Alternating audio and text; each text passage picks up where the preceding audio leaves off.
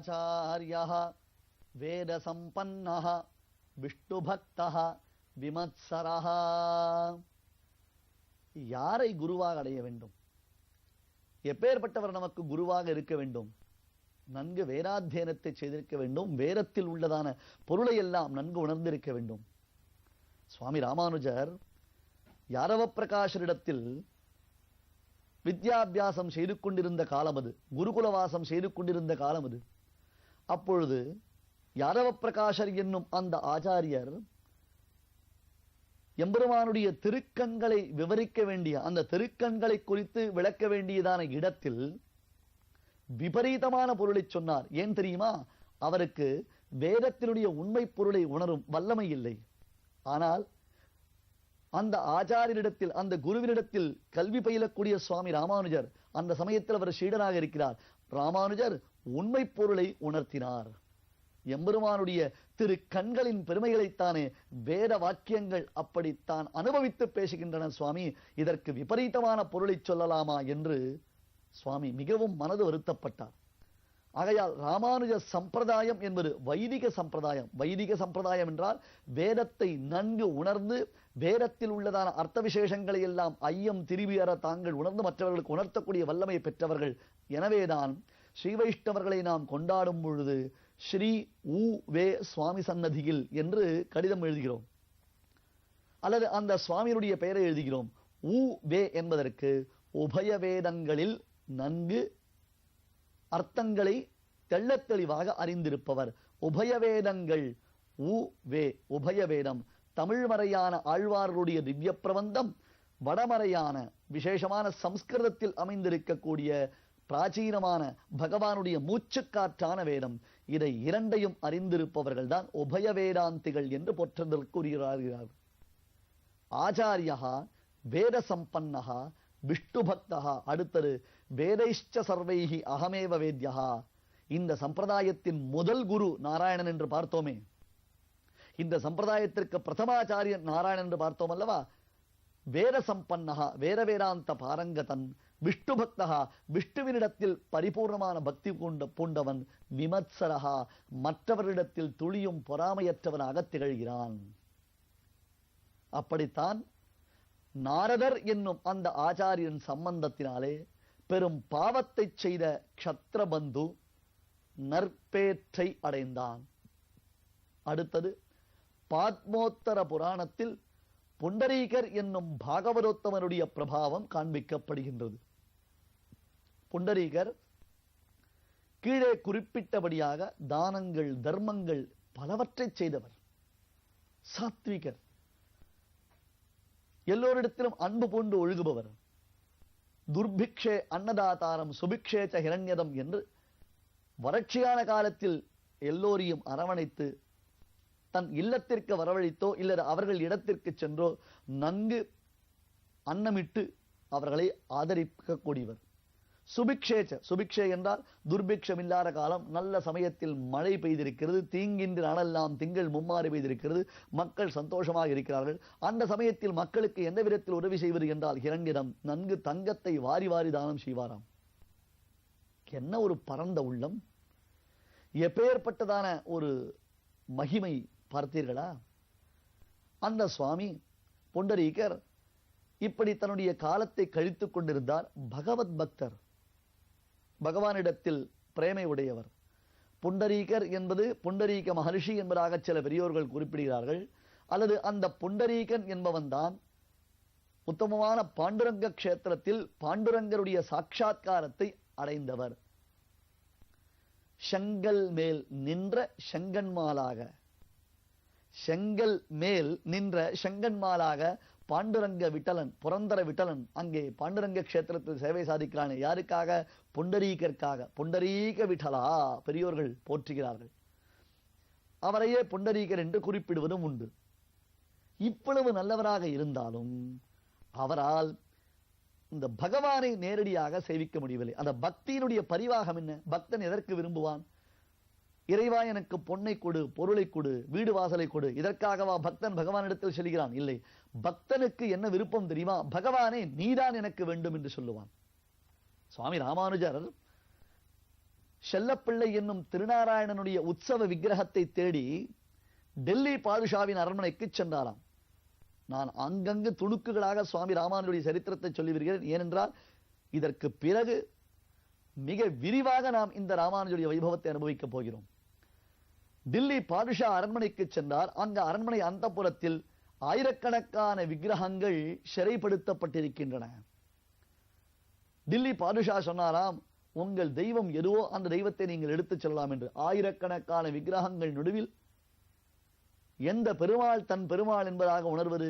சுவாமி ராமானுஜர் இரு கரம் நீட்டி, வாராய் என் செல்வப்பிள்ளாய், வாராய் என் செல்வப்பிள்ளாய் என்று பிரேமம் பொங்க, பக்தி பாவம் பொங்க அழைத்தவுடன் அந்த பெருமாள் குதித்து குதித்து தன்னுடைய திருக்கால்களில் பொற்சதங்கைகள் கிணுகிணுப்ப குலுங்கி குலுங்கி அழகாக ஓடி வந்து சுவாமி ராமானுஜருடைய மடிமீது ஏறி அமர்ந்தானாம்.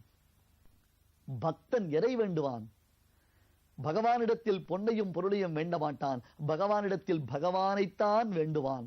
நின்னையே தான் வேண்டி நீல் செல்வம் வேண்டாதான் என்று ஆழ்வார்கள் குறிப்பிடுகிறார்கள். பிரபோ தேவரேவா, என்னப்பனே சர்வேஸ்வரா, பரம்பொருளே, நீ ஒருவன் எனக்கு வந்துவிட்டால், முன்னை தவிர்த்த மற்ற விஷயங்கள் வந்தால் என்ன, வராவிட்டால் என்ன, அவைகள் இருந்தும் எனக்கு பிரயோஜனம் இல்லை, இல்லாவிட்டாலும் எனக்கு நஷ்டமில்லை.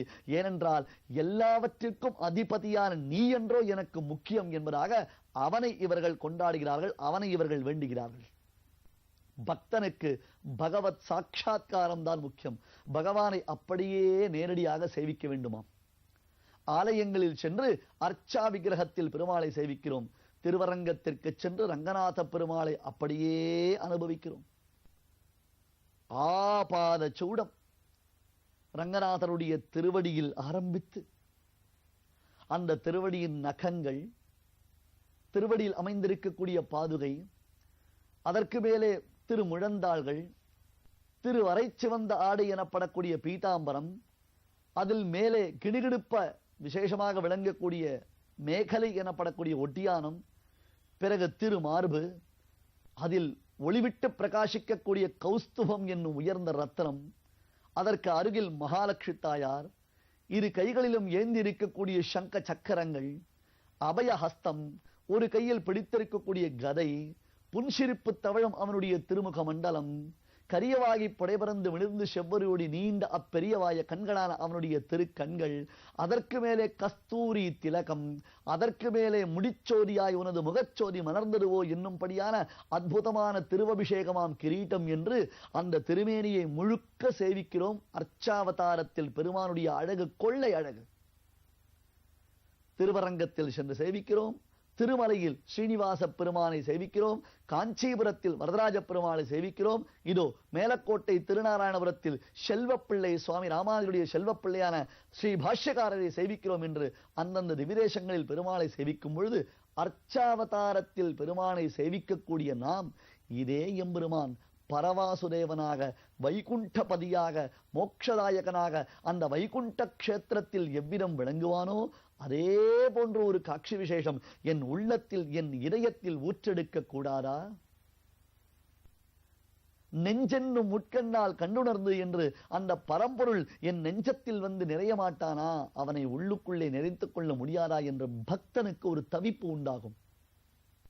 தற்பொழுது புண்டரீகருக்கு அத்தகையதொரு தவிப்புத்தான் உண்டாகியிருக்கிறது. நான் இவ்வளவு தானங்கள் செய்கிறேன், தர்மகாரியங்கள் செய்கிறேன், எல்லோரையும் அரவணைத்துச் செல்கிறேன், ஆங்காங்க ஆலயங்களுக்கு திருப்பணிகள் செய்து வருகிறேன், கோவிலுக்கு சென்று பெருமானை சேவித்துக் கொண்டிருக்கிறேன். ஆனால் எனக்கு எம்பெருமானுடைய அனுக்கிரகம் கிடைக்கவில்லையே. மறுபடியும் ஒருமுறை வலியுறுத்துகிறேன்.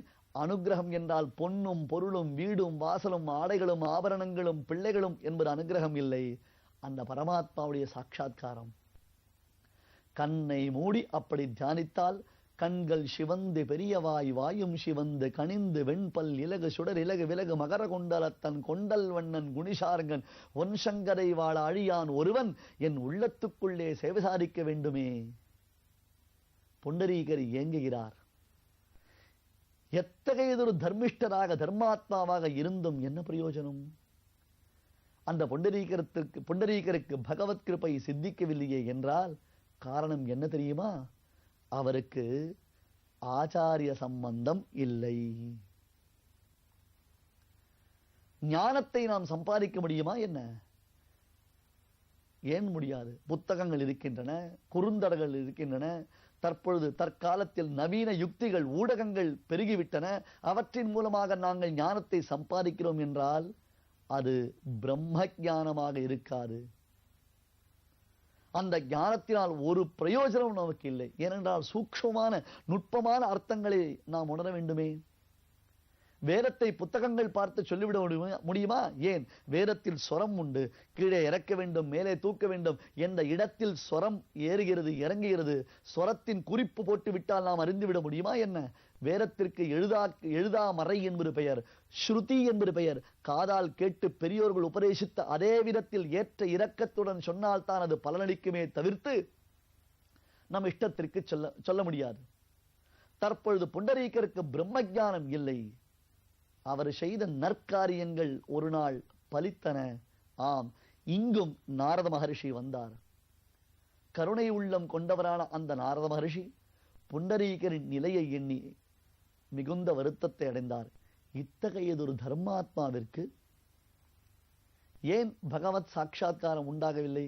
இவருக்கு ஆச்சாரிய சம்பந்தம் இல்லை. சரி, அவர் இருக்கும் இடத்திற்கு சென்று நாம் அவருக்கு உபதேசம் செய்யலாம்.